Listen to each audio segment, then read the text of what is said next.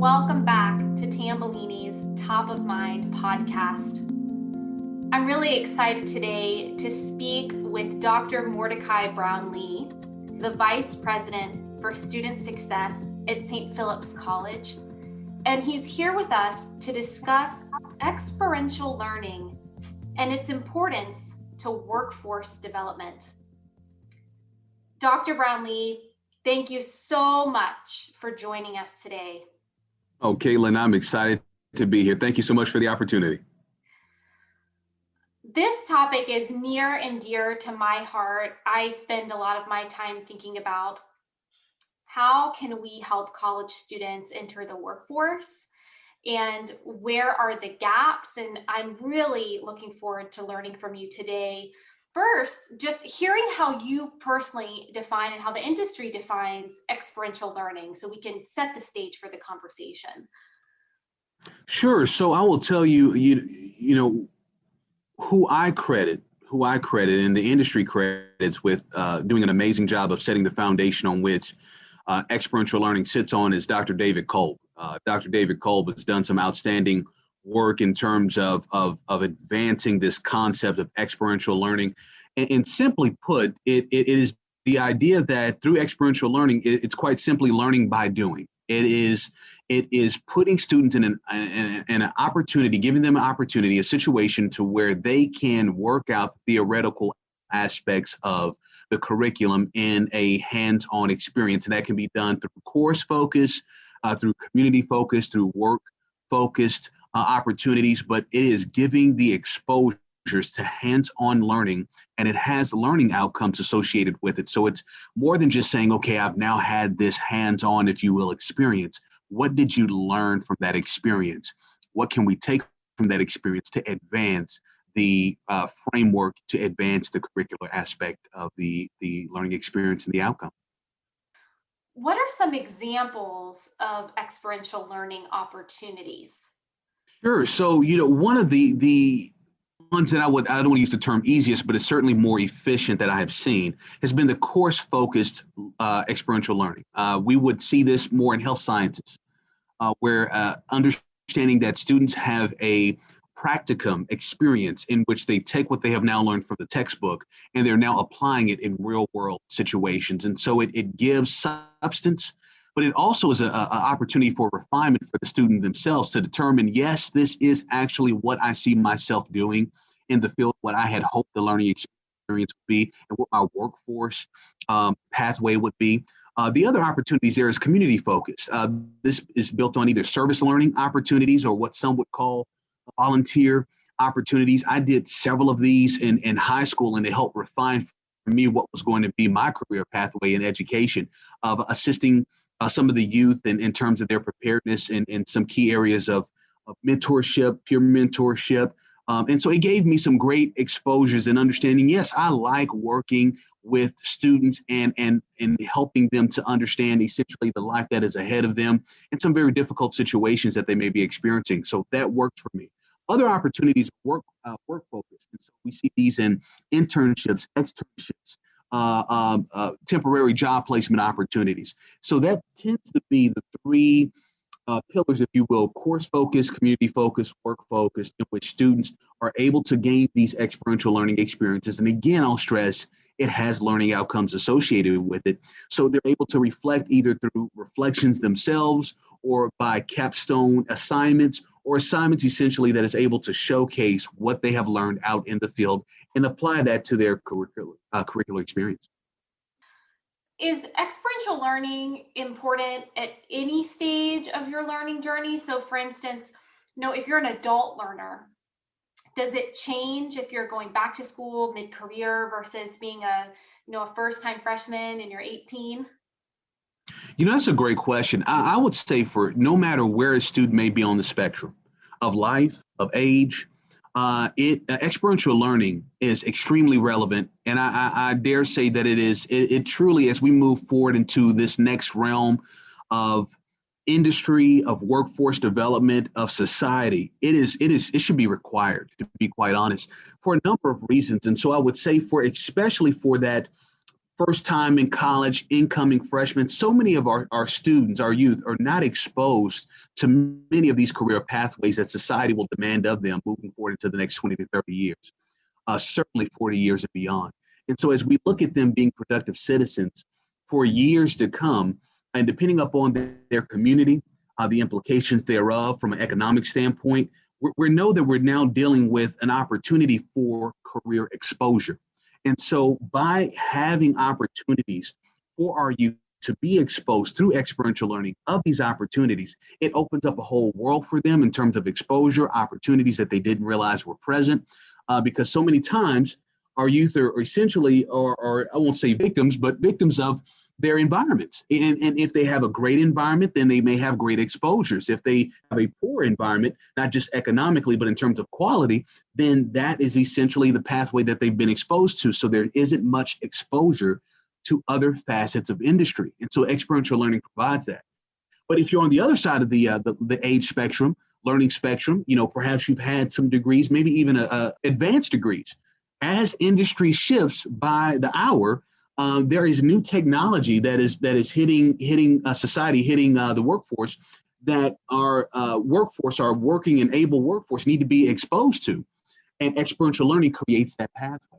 And so learning the newest technologies, learning the newest efficiencies and the newest expansions, and what that looks like from a globalization standpoint is key, and experiential learning provides that. And you are a vice president of student success, and clearly have spent a lot of time thinking about this in terms of how does this fit into student success and engagement. And can you share with us some of your philosophy about, why is it important in particular to student success, and also perhaps even this line of student engagement, right? I'm curious if you include experiential learning as part of a curriculum, if student engagement increases. Yeah, so the student success in itself is I would say it's a revolutionary term that's really caught on in higher education over the past 10 years. The reality is that all students should be driven towards success in all facets of their academic learning experience, student support experience. So my focus here for St. Philip's College, which, by the way, St. Philip's College is celebrating 122 years of existence. We are the only historical Black college that is a community college that is a Hispanic serving institution in the nation. And we take great pride in that. Over 13,500 students, and multi-campus comprehensive institution that has about roughly a 30% portfolio of workforce development. What I would say when we talk about student success, it is understanding that an infrastructure must be built, developed for the student to not only have an ease of onboarding, to have a continuous understanding of their own personal mission and the why behind why they are coming to our college, why they are engaging with us, especially in times of hardship, to why to want to continue through their academic pathway to a career pathway.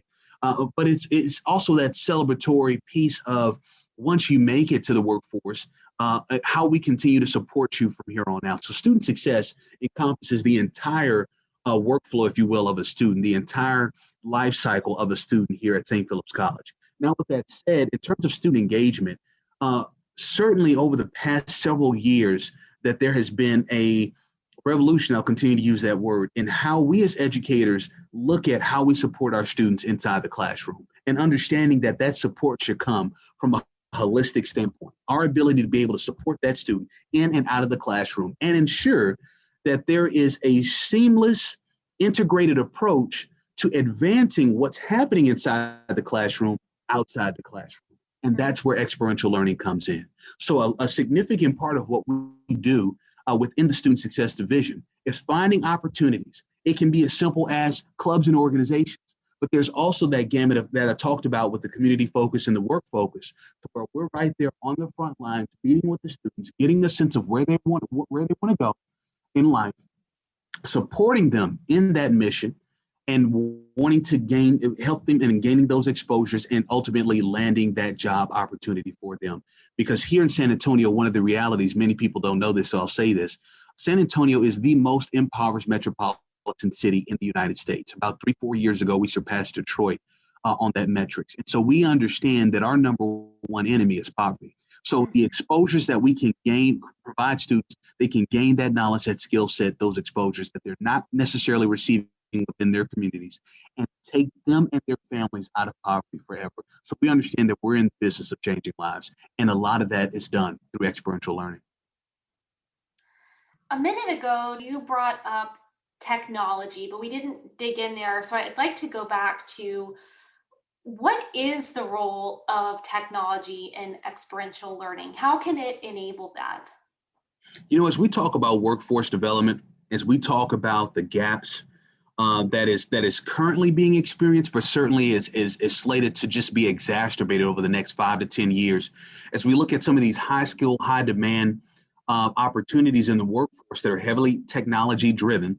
And so the question really becomes then is how can we, within higher education, give our students the proper exposures through technology means? COVID-19 has certainly been one of those accelerators that has forced the sector of higher education as a whole to understand more than ever the importance of technology and how to close that gap. But it's also shown us another gap present, which is the digital divide. Roughly 21 million Americans have been impacted by that in a number of ways, whether that be through access or just lack of preparedness and having the basic infrastructure in place. But as we talk about technology and workforce preparedness, is huge. Depending upon where we are in the country, here in the United States, roughly a 40 to 80% gap is slated to occur in some of these high wage, high demand positions that are driven through technology and the understanding of and the advancements of. So as we prepare our newest workforce to advance this country and certainly the world from a global scale, technology is key. Those exposures, the ability to have access to, and that's where I would say higher education and education as a whole really has a responsibility to understand the role that we play in closing the gap in the digital divide, closing the poverty gap through access of education and workforce preparedness. You mentioned that you've seen impacts of COVID. I'm sure every institution in the country has been seeing significant impacts, including this being forced to develop and adopt new technologies. How do you think it's impacted the ability of institutions to provide experiential learning? I mean, has it just forced everything to go online, or have some of these initiatives stopped? Yeah, great question. When I will tell you what I have personally witnessed, and here at St. Philip's College, when COVID-19 first breached our community back in March, everything was on halt there for about 2 weeks, because I think about when this happened, it was around spring break time for us in many parts of the country. But we halted there for 2 weeks just to number one, dial in our infrastructure and expand our online capabilities, our remote capabilities to serve students in the midst of this crisis, in the midst of this pandemic. But then we had to work with our accrediting bodies to understand what is COVID-19? How can we continue for our students that are in key high wage, high demand need areas in terms of health sciences? Think about welding, thinking about these various opportunities that are out there for our communities, and there is a need. How can we continue these students on their academic pathway?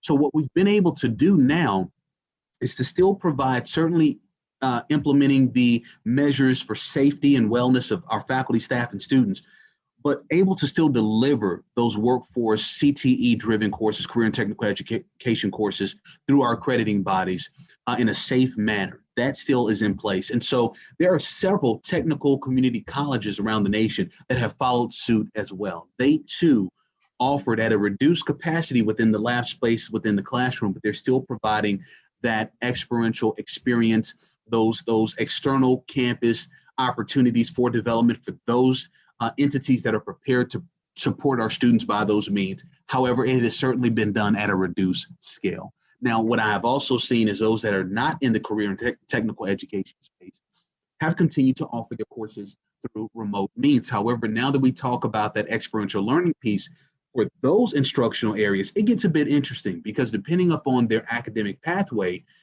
then essentially determines what is feasible and available to them in the midst of this pandemic. And again, there has been some significant impacts in that area. But as we progress through COVID-19 and we recover as a country and certainly as a world, those opportunities will then make themselves available again, and we'll be ready to serve students accordingly. And it's interesting. I talk to a lot of students who are getting cybersecurity degrees, and I've heard that getting internships, for instance, right now has been very difficult. Yeah. For instance, right, and that's part of this, under the umbrella of experiential learning, that finding an internship has been much harder than it might have been pre-COVID. And then the job market has significantly shifted, even if it's a shift just in terms of time frame, time to hire, but it's created some deep anxiety, I think, in people who are getting ready to graduate or who maybe have just recently graduated, who are looking for jobs. And I can see how there could be, a pretty big shift here, and there could be an ongoing systemic shift in the job market, even for, as you mentioned, these high wage, high demand industries. I mean, cybersecurity is one of those, but we're still seeing delays. We're still seeing like lack of hands-on learning experiences. And it's really unfortunate. And I'm wondering if it's impacting disadvantaged groups differently or more heavily in particular. Absolutely, because in a large part of that just comes down to economics and location, right? As you think about some of these more impoverished communities, we're dealing with a lack of economic infrastructure in some of these cases where there isn't large business and industry or a vast portfolio of business and industry available to do that work. So of those that are available, it tends to be at a lesser scale.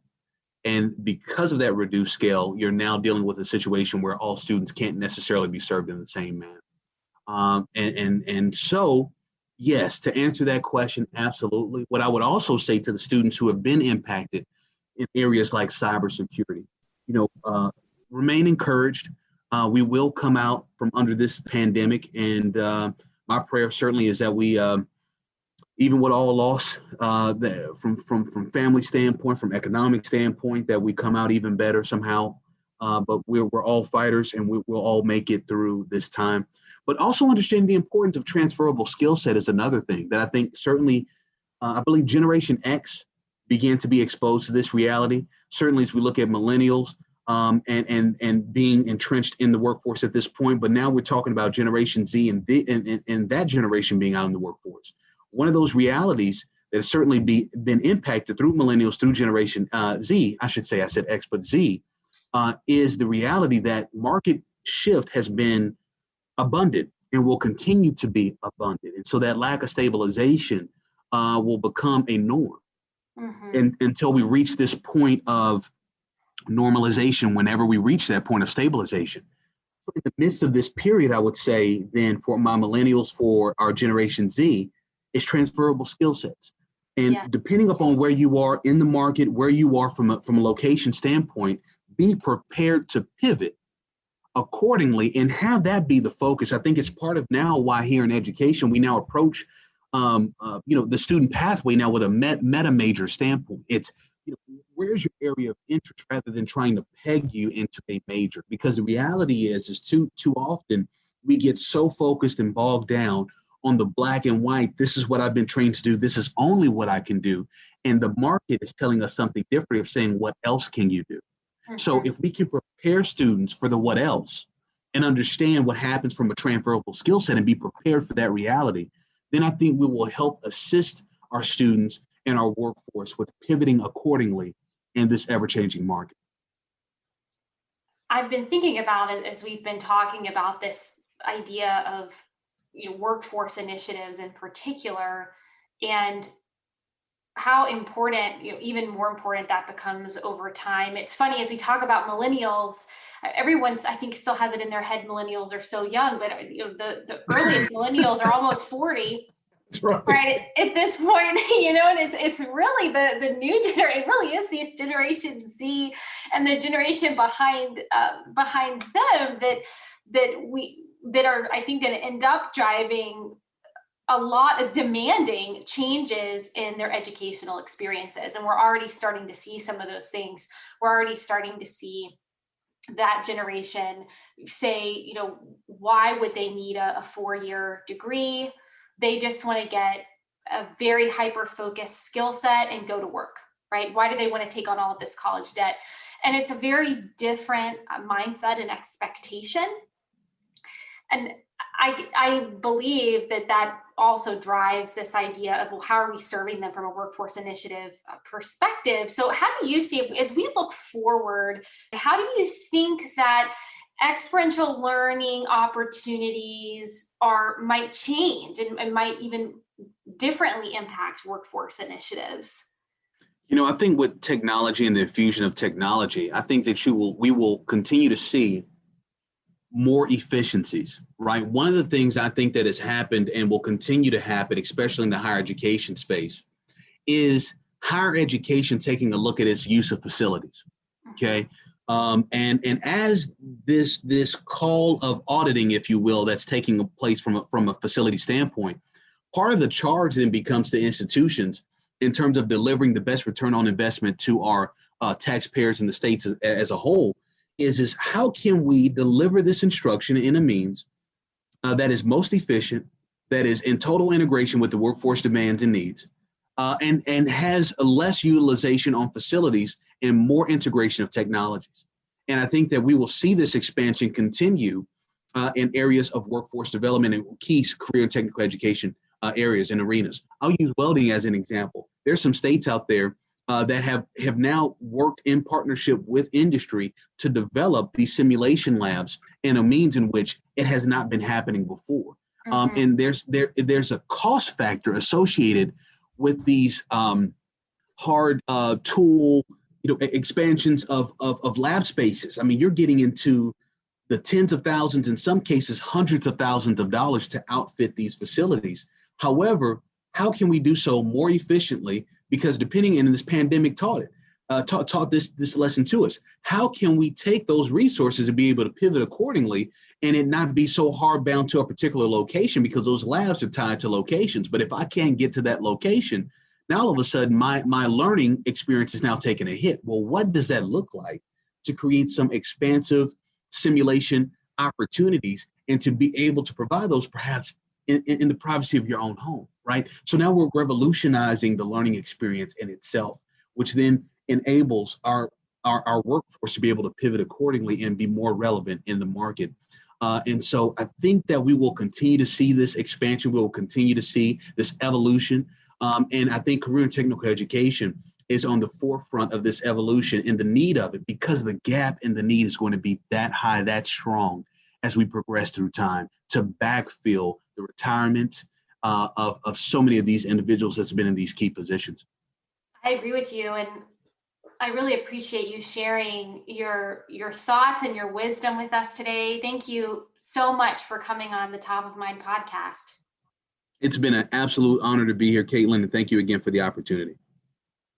That concludes this episode of Top of Mind. Join us next month for a new topic. And as always, check out all of Tambellini's resources, including our blogs, our YouTube videos, and our member-only resources at thetambollinigroup.com. Thank you so much.